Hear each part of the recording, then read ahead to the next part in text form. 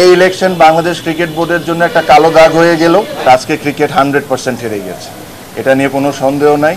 আপনারা বলেন বড় গলায় যে বাংলাদেশে ফিক্সিং বন্ধ করা লাগবে, আগে ইলেকশনের ফিক্সিং বন্ধ করেন, পরে ক্রিকেটের ফিক্সিং বন্ধ করার চিন্তাটা করি। আমাদের নমিনেশনটা উইথড্র করেছি আমি সহ প্রায় 14-15 জনের মতো। এটা উইথড্র করার রিজনটা খুবই ক্লিয়ার।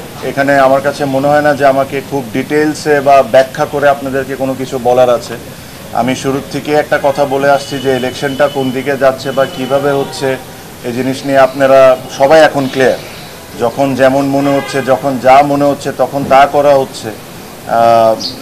এটা আসলে ইলেকশন না, এটা ইলেকশন না। আর ক্রিকেটের সাথে এই জিনিসটা কোনো দিক থেকেই মানায় না।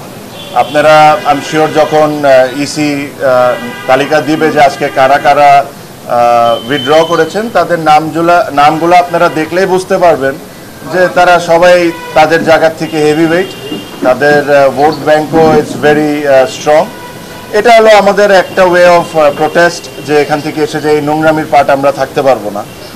এখানে ধরেন বিভিন্ন ধরনের বিভিন্ন সময় অনেক ধরনের কথা বলা হয়েছে, but end of the day আমার কাছে মনে হয় যে এই নোংরামির সাথে আমরা কোনো দিক থেকে কোনোভাবে পার্ট রাখতে পারবো না। আর সেকেন্ডলি আমি একটা জিনিস সবসময় বলছি, বাংলাদেশ ক্রিকেট এটা ডিজার্ভ করে না, বাংলাদেশের ক্রিকেট ফ্যানরাও এটা ডিজার্ভ করে না। এটাও বলে রাখি, আমি জানি না কতজন স্বীকার করবেন কি করবেন না, বাট এখানে আরও অনেকেই আজকে উইথড্র করতেন, তাদেরকে বিভিন্নভাবে বিভিন্ন ওয়েতে বোঝানো হয়েছে বা চাপ সৃষ্টি করা হয়েছে, তাদেরকে করে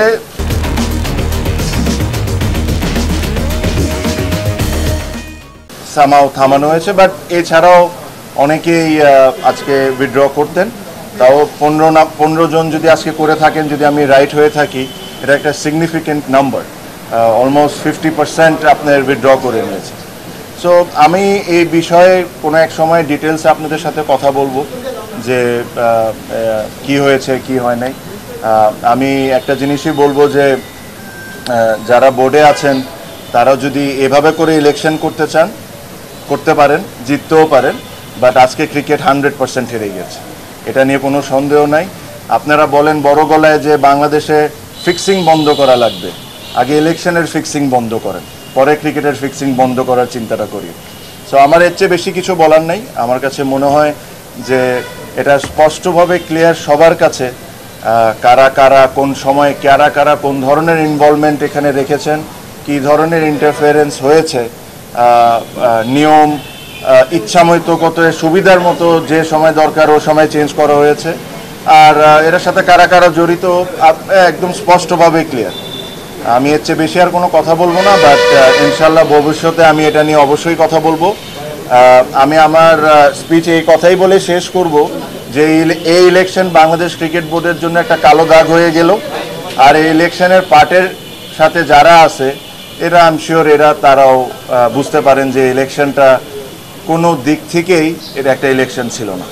সো থ্যাংক ইউ। আমার তরফ থেকে আমার এর চেয়ে বেশি আর কোনো মেসেজ দেওয়া নেই।